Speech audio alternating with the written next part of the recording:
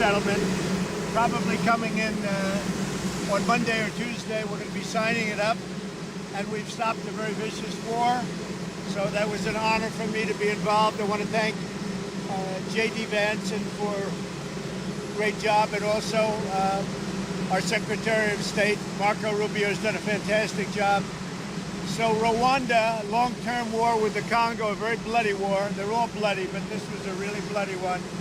Is going to be making peace with Congo, and they can get on to making trade deals with the United States and other places and have a much more normal form of life. We're very honored by that. As you know, we did a very great job with India and Pakistan, and we had India in. It looks like we're going to be making a trade deal with India. And we had Pakistan in. It looks like we're going to be making a trade deal with Pakistan. And it's a beautiful thing to watch.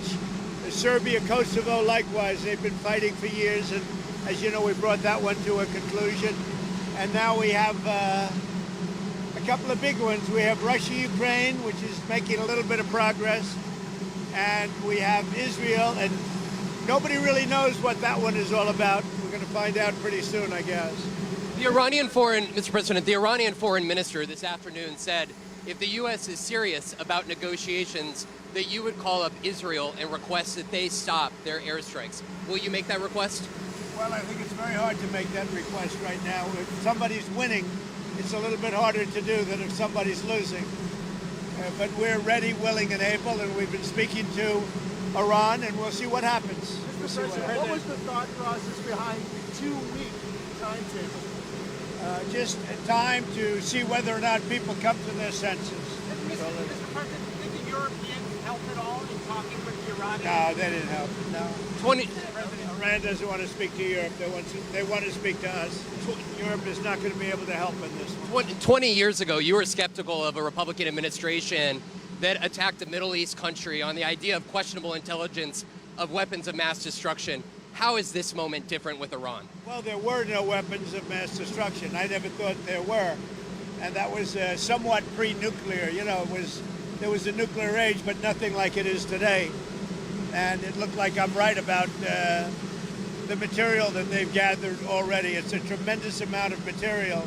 And I think within a matter of weeks, or certainly within a matter of months, they're going to be able to have a nuclear weapon. We can't let that happen. I was very much opposed to Iraq. I said it loud and clear, but I was a civilian, but I guess I got a lot of publicity. But I was very much opposed to the Iraq war. And I actually did say, don't go in, don't go in, don't go in. But I said, if you're going to go in, keep the oil. But they didn't do that. What intelligence do you have that Iran is building a nuclear weapon? Your intelligence community has said they have no evidence that they are at this point. Well, then my intelligence community is wrong. Who in the intelligence community said that? Your Director of National Intelligence, Tulsi Gabbard. She's wrong. Mr. President, are the Chinese in any way helping Iran at this moment? We're hearing reports of mysterious planes landing in Iran from China. I don't know. They say that they're there to take people out, but I can't tell you about that. I get along very well with China, get along very well with President Xi. I like him. He likes me. We have a very good relationship. We'll see what happens. I can't imagine them getting involved. Is this a decision that you need to make on Iran, whether to strike militarily? Is this the biggest decision you'll have to make as president? Well, I can't tell you that. I have to see what happens. I can't, really say that. It depends what the decision is. But I wouldn't really be able to tell you that now. I'll tell you in about a year from now, maybe 5 years or 10 years from now. You never know about decisions. You never really know. Sir, would you support a ceasefire while the negotiations happen? I might, depending on the circumstances. Would you? Former Congressman It's very hard to stop. I will say this. It's very hard to stop when you look at it. Israel's doing well in terms of war, and I think you would say that Iran is doing less well. It's a little bit hard to get somebody to stop. Sir, Liam Cosgrove with Zero Edge. Former Congressman Matt Gaetz threw out an interesting idea suggesting that if you were to broker a deal where nuclear inspectors go into both Israel and Iran, that you could win a Nobel Peace Prize, and they might even rename it the Trump Peace Prize. Did you hear those? What do you think of that? Well, they should give me the Nobel Prize for Rwanda, and if you look, the Congo, or you could say Serbia, Kosovo, you could say a lot of them. You could say, the big one is India, and Pakistan, I should have gotten it 4 or 5 times. I should get it for the, I would think the Abraham Accords would be a good one too. But what do you They think won't of that give me a idea? Nobel Peace Prize because they only give it to liberals. Would you support Iran being able to have nuclear, or would you support Iran being able to have civilian nuclear energy capabilities up to 3.76%? You know, they're sitting on the top of one of the largest piles of oil in the world. I just don't know why they need that for civilian work. You know, it's one thing for certain countries to say, hey, I want to have a certain amount where I could go nuclear a little bit because we need it for electricity, we need it for air conditioners, etc.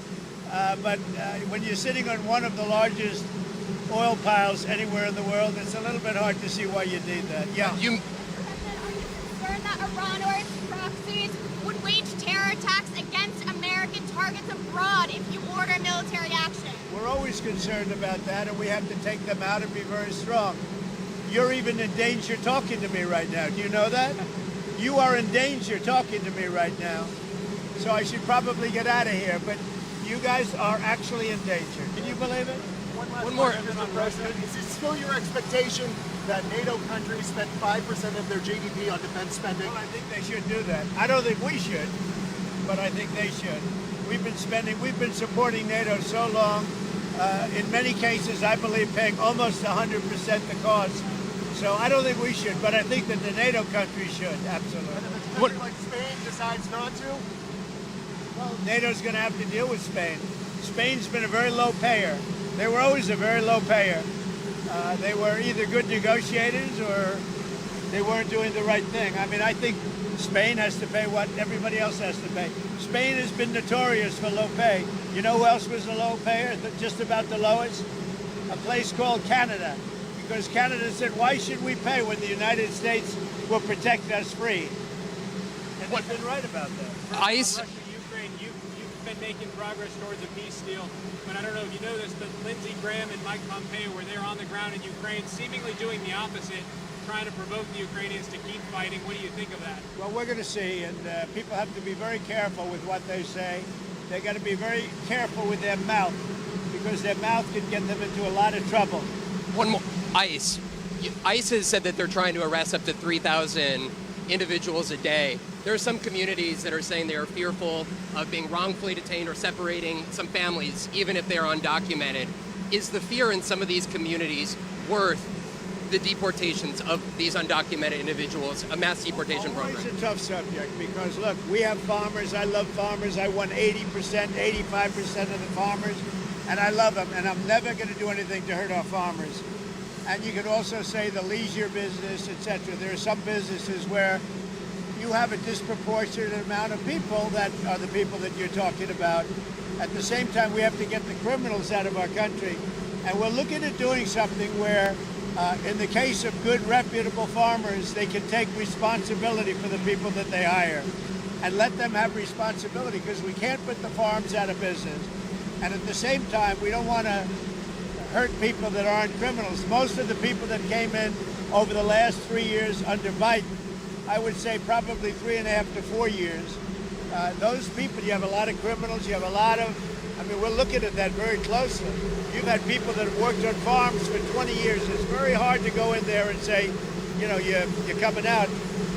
But we're going to let the farmers take responsibility. They're great people. They'll do it. They know the good and the bad.